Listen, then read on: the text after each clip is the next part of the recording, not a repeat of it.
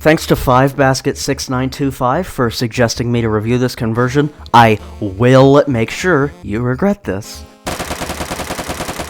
Hi, I'm Gloinger, and everything I say in this video is a joke. Unless I'm talking about the AN-94 7.62x39mm conversion, then it's not a joke. That was also a joke. That was also a joke. That was also a joke. That wasn't a joke. That was. Subscribe. So, we all know about the AK-47, right? Big, badass Russian assault rifle. Powerful, reliable, iconic, positively ancient, and utilized effectively by terrorist groups all across the world. Well, we all have to start somewhere. Some of us start closer to the top, some of us start closer to the bottom, others are paradox pokey, and start at the bottom, rise to the top, and then ascend beyond this mortal plane into teaching 16-year-old white kids on Roblox about Christian beliefs and practices. Why I believe in God? What you do matters. For real. Anxiety and insecurity? What helped me? The meaning of life?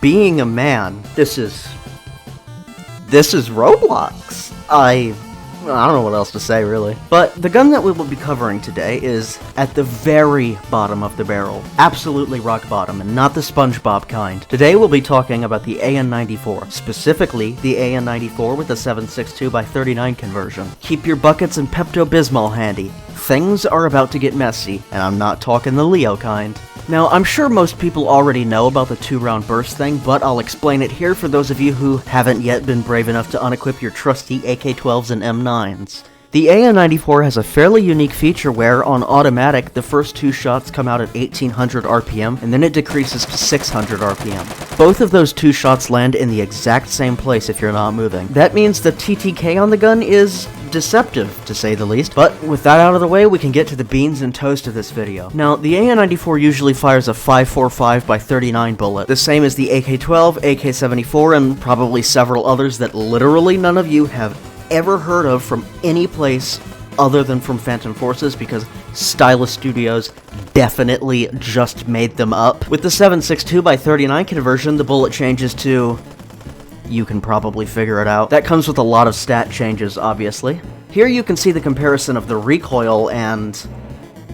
well, it's definitely something, but it would be rude to just insult the gun like that. I mean, come on, maybe it's not awful. Maybe the recoil is mostly camera, just like the AK-47, and it's actually fairly accurate. I guess that's a good point.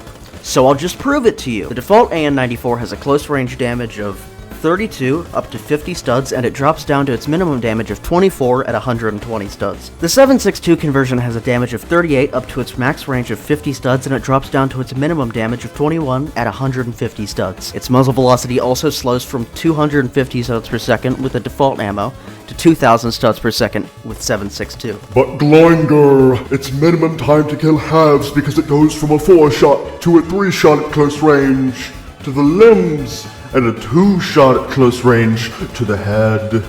It also increases its penetration depth from 1 stud to 1.5 studs. The increase in the maximum damage range means that while it has lower lows, it does around the same amount of damage at 120 studs that the default AN-94 does. But the recoil! What about the recoil? You can't just ignore the recoil, it's so much worse!